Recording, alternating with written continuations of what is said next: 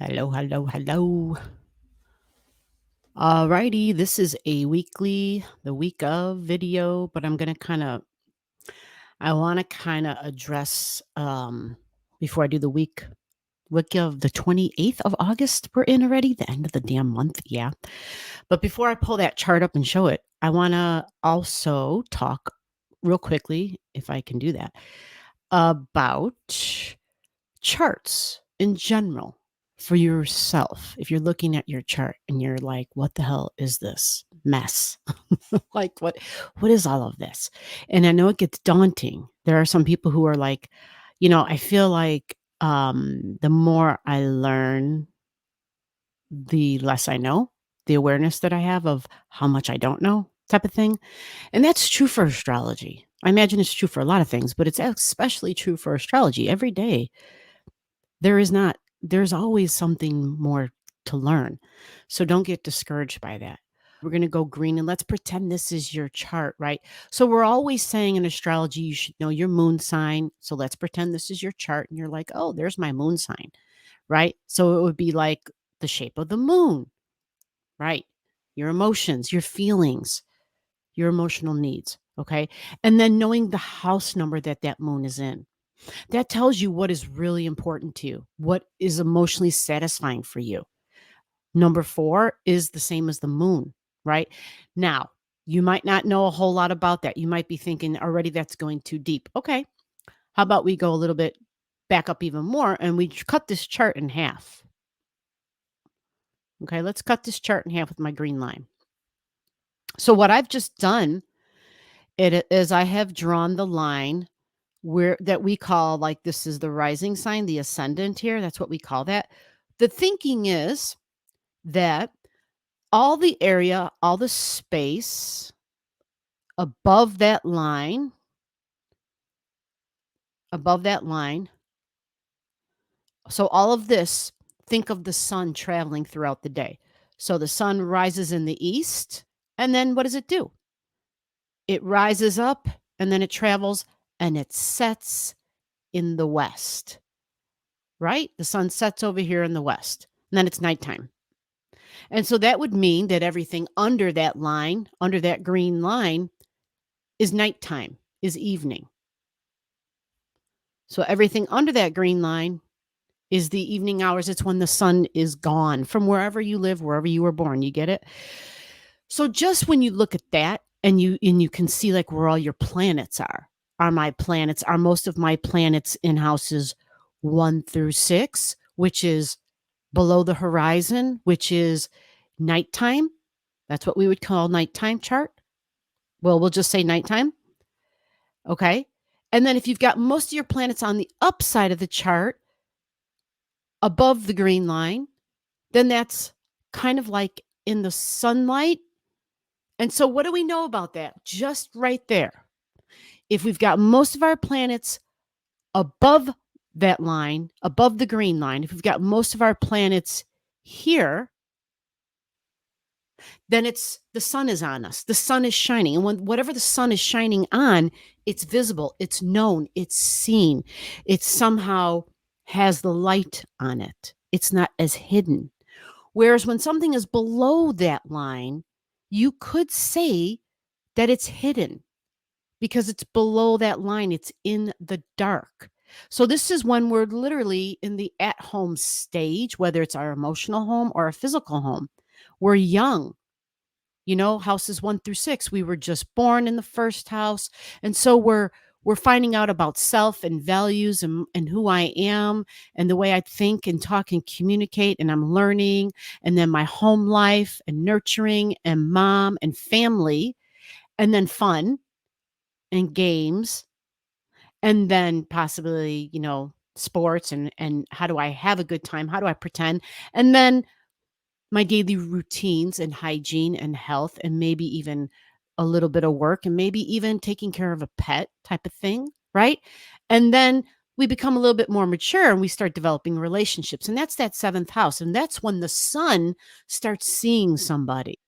All of a sudden, maybe you're taking extra classes outside of the regular classes at school. Maybe you've taken on a job by time the seventh house energy comes around, by time you're getting here to your seventh house. So maybe at that time you're being seen a little bit more. Maybe you've taken on, extracurricular activities, sports after school. So more people know you. You're more social. So there's more partnerships that begin, even if we're not talking marriage. You see? So everything below the horizon, right? Which we would call this sign right here, or this big black line I'm going to enforce again here, below the horizon. Because when we can't see the sun anymore, we say that the sun has set, it's gone and dipped below the horizon. So if majority of your planets, your natal personal planets, your personal, my moon, my sun, my Venus, my Mercury, my Mars, my Saturn, my Jupiter, think of all the traditional planets in astrology, the traditional ones. So if all those are below that line, things are sort of internal still in your world, right? So there's a lot of focus of learning about who I am, learning about my identity, learning about the way I talk and think and communicate. I'm still learning, third house, right? I'm learning about home and family, fourth house. I'm learning about what I like to do for fun. I'm learning about how to laugh, how to play, because sometimes play is unfair, but how to play, right? My happy place and how to create. It doesn't have to be procreate. We're thinking childhood here. We're thinking we haven't met someone yet. We're thinking just strictly fifth house, right? So learning how to play and how to be creative. And then we're learning, then we go to the sixth house and we're learning about our health and our responsibilities for ourselves and cleanliness and duties around the home, chores and cleaning, taking care of a pet possibly. So thinking of that bottom half of that chart as sort of like one, you're still at home living with mom and dad. Okay. So a lot of us can be adults and have our own families, have our kids, and maybe we're even grandparents by now. And then we still, of course, in your natal chart would have a lot of stuff at the bottom because that's just the way it is. Your natal chart doesn't move. It doesn't mean that you haven't evolved and you haven't progressed and you can't have a family and you can't have grandbabies. Of course you can do all that.